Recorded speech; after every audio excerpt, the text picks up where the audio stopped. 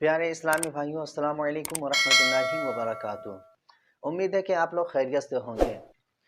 क्या आप लोगों को पता है कि नाखून काटने का सुन्नत तरीका क्या है और नाखून किस रोज़ काटना चाहिए और किस रोज़ नहीं काटना चाहिए?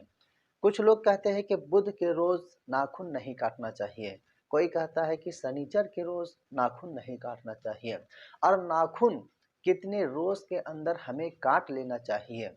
आज इसी बारे में हम बात करने वाले हैं। वीडियो को शुरू करने से पहले मैं कहना चाहूँगा कि अगर आप मेरी वीडियो में पहली बार आए हैं तो वीडियो को शेयर करना और मेरे चैनल को सब्सक्राइब करना ना भूलें। अब आइए बात करते हैं कि नाखून काटने का सुन्नत तरीका क्या है।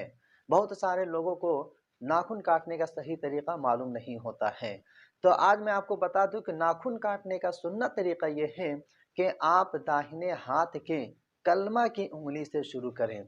जो मुसलमान है उसे तो पता ही होगा कि कलमा की उंगली किसे कहते हैं, और जिन लोगों को पता नहीं है तो मैं बता दूं, कलमा की उंगली इस वाली उंगली को हम कहते हैं। इस वाली उंगली को हम कलमा की उंगली कहते हैं। यहाँ से शुरू करना है, उसके बाद फिर हमें इस वाली उंगली के नाखून को काटना है, उसके बाद फिर इस वाली उंगली के नाखून को काटना है, फिर उसके बाद हमें इस वाली उंगली के नाखून को काटना है, फिर उसके बाद हमें बाएं हाथ के छोटे वाली उंगली यानी कि आप ये जो उंगली देख रहे हैं इस वाले उंगली से शुरू करना है, फिर अंगूठे पर जाकर खत्म करना है।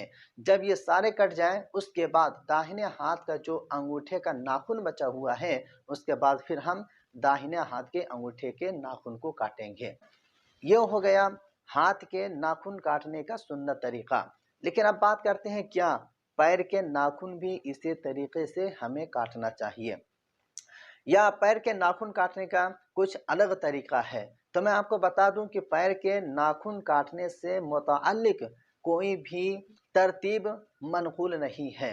इसलिए बेहतर यही है कि आप जिस तरह से पैर के उंगलियों के खिलाल करते हैं उसी तरीके से, उसी तरतीब से पैर के उंगलियों का नाखून तराशें।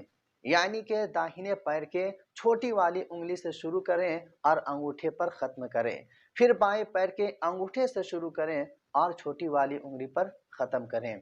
इसी तरीके से पैर के नाखून को तराशें।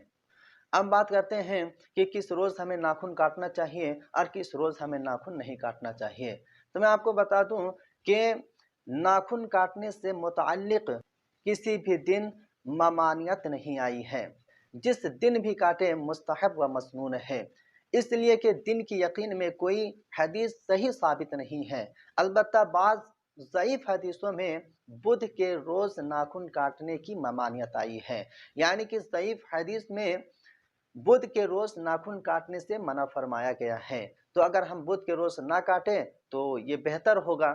लेकिन अगर बुध के दिन वजूब का दिन आ जाए, यानी कि 39 रोज़ से आपने नाखून नहीं काटे थे, अब बुध के रोज़ 40वां दिन है, यानी कि अगर आज आप नाखून नहीं काटते हैं, यानी कि बुध के रोज़ आप नाखून नहीं काटते हैं तो 40 दिन पूरे हो जाएंगे।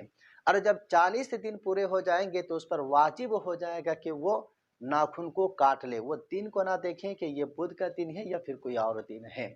40 रोज से ज़्यादा आप नाखून नहीं रख सकते हैं, इसलिए कि 40 रोज से ज़ायद नाखून रखना नाजायज़ व मकरूह तहरीमी है। अगर आप 40 रोज़ से ज़्यादा नाखून रखते हैं तो फिर गुनाहगार होंगे।